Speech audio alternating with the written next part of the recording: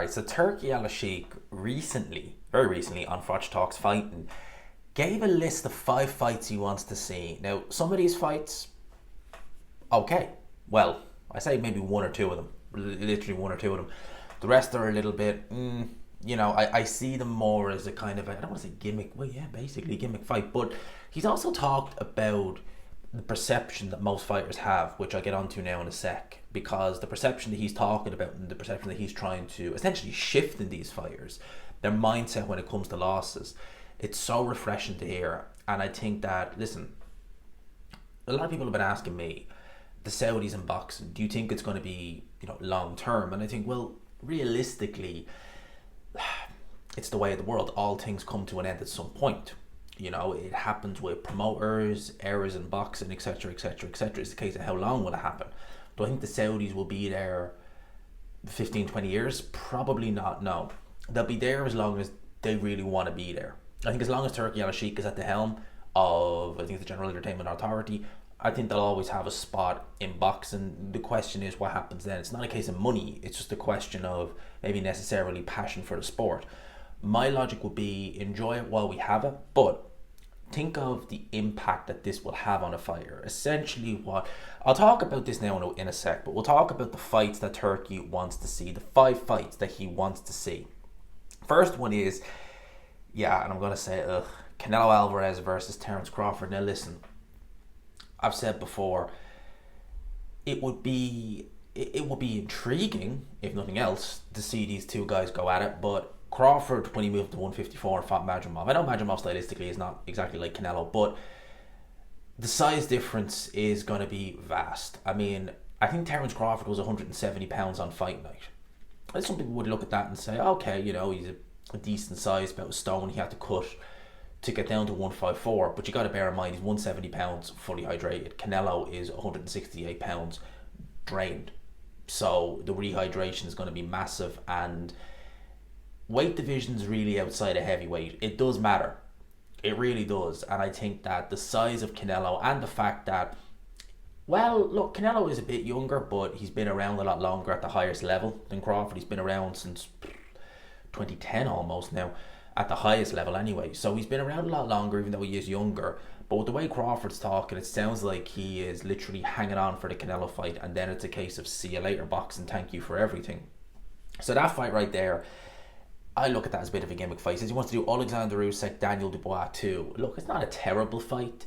I think Alexander Usyk should retire. I've heard a few whispers that that's what his team are kind of wanting as well. And for me, the only real purpose of that Dubois fight would be, and I'm not even going to say to silence any doubt over the first fight because there really isn't any. The only purpose of that fight would be 2-time undisputed champion in the 4-belt era. That's literally all it is. People saying, to silence any, no, there's nothing to silence. It was a low blow in the first fight, or the only fight. There's nothing to go in and fix. The only thing that I could see, and you could say, okay, maybe he could do it for this reason, is to become the first 2-time undisputed heavyweight champion, well, in the 3 or 4-belt era. It's never been done. So if he wants to do that, but that's a real kind of like, you don't necessarily need to do that because you've done everything else. You were on that first ballot Hall of Fame because of your run at cruiserweight, never mind what you did at heavyweight. So, you don't really need to do it. Would I watch it? Hell yeah. But like, again, Dubois has to get past Joseph Parker. Can we stop with the whole, we want to make this fight next and blah, blah, blah, blah, blah, when they have a fight lined up? To me, I always say that's quite disrespectful to the opponent, especially if it's different, no offense, if it's a little nothingburg, a little nothing fight. If you're going in there with someone on a Riyadh show, and you really should be beating them, but if you're going in there with someone who's going to be competitive like Parker, let's not count him out. Fury versus Joshua, which of course, I mean, that's a great fight in of itself. Obviously it's not what it once would have been in terms of finances, but I think that we'd see both guys kind of leave it all in the ring. I do. I think Fury would be game enough for it. I know it's not going to get him a world title. It's not going to get him, what's what I look for? It's not going to make him the best heavyweight in Britain. Daniel Dubois has that. But nevertheless, it's still that rivalry that's been going on pretty much since 2012 when AJ, well, maybe round about 2012, 2013, when AJ got all the limelight. Fury beat Klitschko, but he still didn't get much credit for that fight. And then Joshua beats Charles Martin. They're rolling out the red carpet. Then it flipped when Fury beat Wilder and Joshua lost to Ruiz. So there's always been that rivalry there. So I think it would bring something out, and of course I would watch it. Garcia versus Haney too makes perfect sense, to be honest with you. There's talk that Haney's going to be returning. Some are saying with BLK, the platform Wilder's apparently going to be fighting on. Others are saying that, well, actually he was in London, he was in Peacock's gym over in Canning Town over the way, and meeting with Turki Alalshikh. I believe he's going to the Ring Magazine Award show tonight. So yeah, let's wait and see what he does there. Look, I like that fight. Ryan Garcia, Devin Haney too. For Devin Haney, listen, Haney is not the star he thinks he is. He needs a dance partner like Ryan Garcia. Ryan Garcia, and as I said, it's really bizarre. Ryan Garcia failed the PED test. He came in overweight. I mean, like, you couldn't make it any worse for Ryan Garcia. Yet he's come out with this whole situation pretty much the reputation intact. And Devin Haney, the guy who, let's be frank, right, he didn't do anything wrong. He made weight. He didn't fail any tests. And people, like, just, I don't get it with Devin Haney. I know Devin Haney can rub people up the wrong way. He doesn't help himself sometimes. But at the end of the day, Ryan Garcia isn't the wrong here. But how do you fix it? Let's have him fight again. Fair enough. And then finally, Chris Eubank Jr., Conor Benn. I'm so done with that fight. I really am. Turkey seems to want it for whatever reason. But to be honest with you, Ben Eubank, to me, just, I'm done. I'm done with that fight.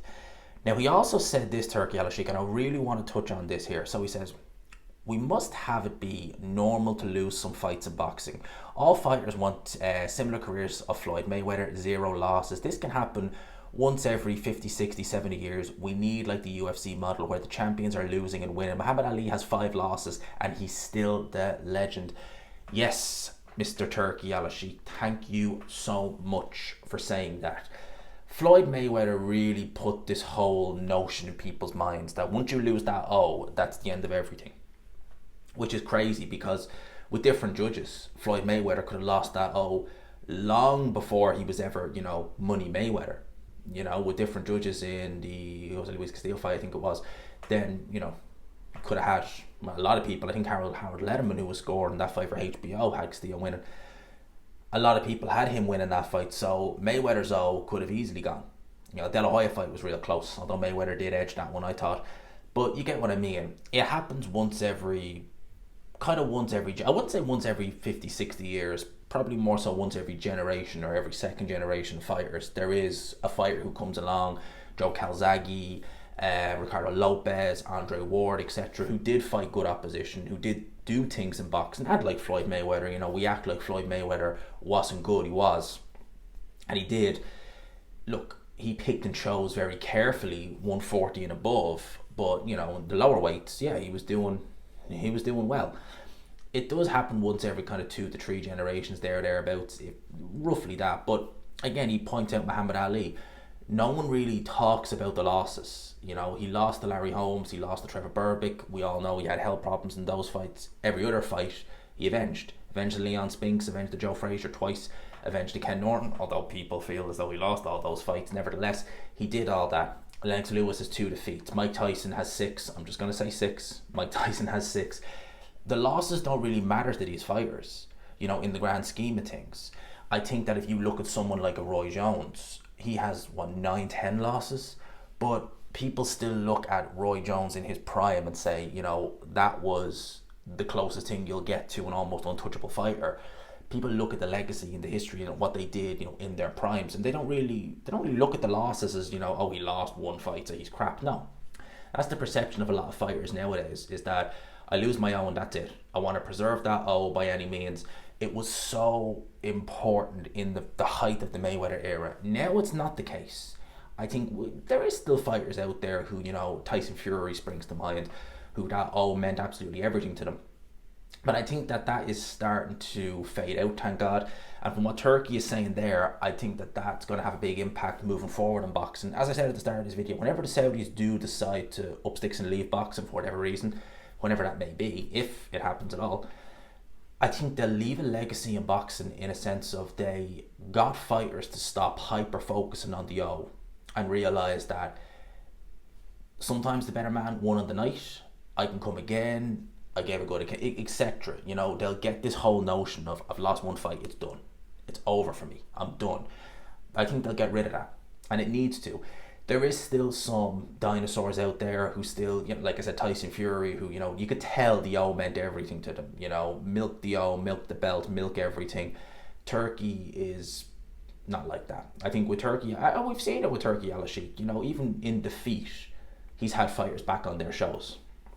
Because even if you give it, and that's a great example, you go on a show and even in defeat, it opens more doors. What's worse, right? What's worse? To be one of these fighters who picks and chooses, weak opposition, no one's interested in their fights, they don't look the most entertaining, you know, they're going through and they're like, oh, I got the 40, you know, brilliant, who did you fight? No one.